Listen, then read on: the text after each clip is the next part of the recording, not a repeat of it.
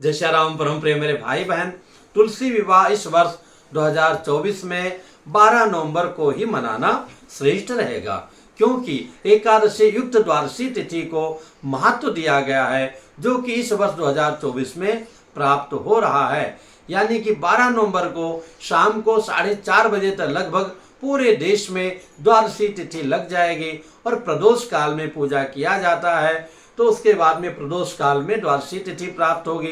अगर जो व्यक्ति 13 को करेगा तो 13 को प्रदोष काल में द्वादशी तिथि नहीं मिलेगी, त्रयोदशी तिथि मिल जाएगी। और दूसरी बात यह है कि एकादशी युक्ता द्वादशी तिथि को महत्व देने के कारण 12 नवंबर को ही करना श्रेष्ठ रहेगा। अगर हम समय की बात करें तो शाम को 5 बजे से लेकर के 8 बजे तक कर सकते हैं। उसमें भी सबसे उत्तम है 6 बजे से लेकर के शाम को 8 बजे के अंदर करना। उसमें भी और उत्तम कहेंगे तो 7 से 8 का समय, क्योंकि प्रदोष काल रहेगा, संध्या वेला रहेगा। तुलसी मैया जी की विधिवत भगवान श्रीमन नारायण जी के साथ में विवाह कराना श्रेष्ठ रहेगा।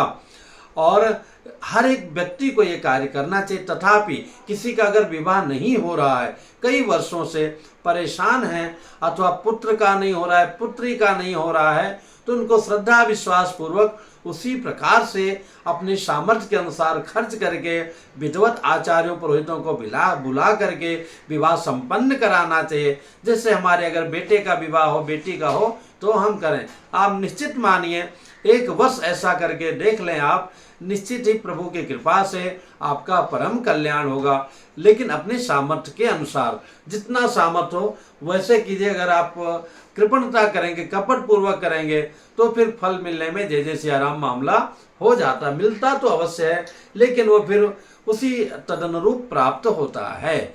और अगर ये सब हो चुका है तो भगवान की प्रसन्नता के लिए ये तो सबसे उत्तम उत्सव है कि हम स्वयं प्रभु जी की इस लीला का जो है आनंद लें, दान पुण्य करें, जिससे हमारा जन्म जन्मांतर तक सदैव हमारे लिए कल्याणकारी हो। और वो हो ना हो, भगवान की प्रसन्नता प्राप्त हो। भगवान प्रसन्न हुए या नहीं हुए ये हमें स्वयं तत्काल, जैसे हम एग्जाम देते हैं, अगर हमने अच्छा लिखा है, इसी प्रकार से अगर हम व्रत रह करके, और उस दिन एकादशी भी है, व्रत रह करके जितना हमारे अंदर सामर्थ्य है उसके अंदर से पूरे घर को सजा के, जगह बना करके और मांगल रूप से तन मन धन से सम्मिलित होते हैं, तो उस आनंद का वर्णन करना कठिन है। वही जान सकता है जो उस नियम को फॉलो करता है, पालन करता है। तो ये परम पवित्र तुलसी विवाह का पूरा आनंद लीजिए, रात्रि जागरण कीजिए और भगवान की कृपा को प्राप्त कीजिए। कोई मन में दुविधा हो, संदेह हो, कमेंट्स कीजिएगा, बताने का प्रयत्न करूंगा।